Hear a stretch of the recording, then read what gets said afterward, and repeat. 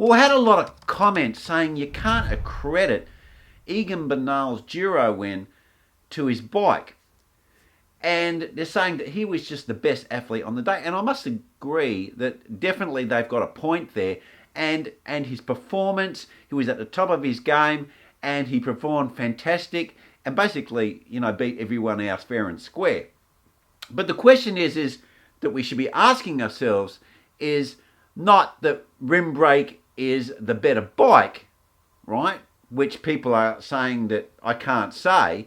But the question really is why is the new technology, which they're saying is better and all this rest of this stuff, which is disc brakes, why isn't that dominating the pro peloton? I mean, this is not the first generation of disc brake bikes, and we've got just about the whole peloton on it. So if you take Ineos out of the equation, pretty much everyone else is on a disc brake bike. So you can't really just say all these other teams are just hopeless and Ineos is the only team that is great and is making up for that loss that they're having on the rim brake bike to outperform the disc brake bike. Well, let's just roll that intro and let's just dig a little bit deeper into this. Well, let's just take the rim brake bike out of the equation. Let's just focus on disc brakes for the moment. Now, the disc brake technology we've got on the bikes now is not really the first generation. They've been out for a while. The first generation didn't have such a wider back end. They had some problem with chain lines, with the group sets and so forth. They basically got over those hurdles.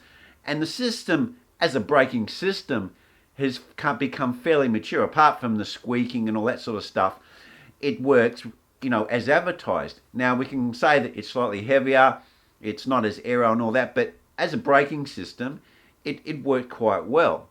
So this now has been adopted, and now we've got most of the peloton riding on this disc brakes. So this is the new tech on the block. Now, if we actually normally look at new tech, we expect some sort of performance gain. You bring out new technology, especially on something like a racing bike, you expect the output to add some sort of performance, either in the wet or in braking when we're braking downhill or in dissipation of heat or something. We expect some sort of performance. Now, for an example, let's just look at headlights for cars. Now, we used to have incandescent globes, and they were pretty dim. Then they went to xenon headlights, which are a lot brighter. Now they've got LED. And the advantage that we've got is a brighter headlight. We've also got less power usage as well. So we're getting a better performance out of that light. Either one, it's using less energy, or two, it gives us a better vision on the road. And if you go and drive an old car and then you go and drive a new car, you can see the difference. So you can see that there's a performance improvement. Now, going back to disc brakes, we've had them now in the peloton for at least a couple of years, maybe even more. And, and not totally, but they've been there. And really, we haven't seen any advantage. I personally would have expected to see an advantage in wet weather, but we actually haven't seen that either. We haven't seen the teams running these disc brakes dominating in any specific conditions. Not in downhill, not in the wet, or not in being able to outbrake the other teams. It's been pretty much that, they've got disc brakes, they've got rim brakes, but there's been no significant performance difference with these different designs. Now, with all this new tech, we really haven't got an outstanding performance gain with these disc brakes. Like, they haven't even won like a tour yet. There's not one tour that's been won on disc brakes. And yet the manufacturers are telling us, oh, look, disc brakes now are the new tech on the block, and we're actually removing the rim brakes from the market. And not only that, the group sets are more expensive and the frames are more expensive. We need to spend more money to get onto this new tech.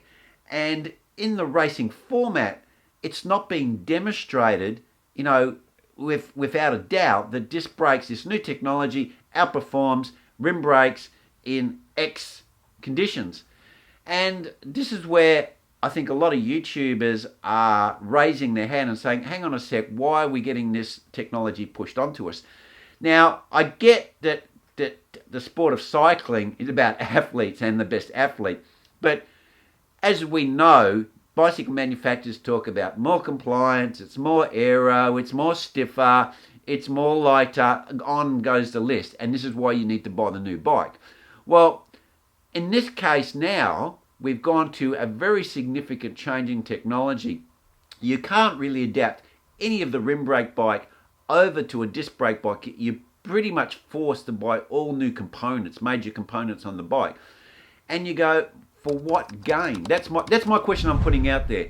The question I'm putting out there to you guys is, for what gain? Why are we getting these disc brake bikes, and what are we getting? What advantage are we getting? I mean, okay, you can say we can ride wider tyres, but are wider tyres, apart from, which is another video I made, from comfort, I mean, okay, yes, they can be faster on rough surfaces, but then we've got gravel bikes for that.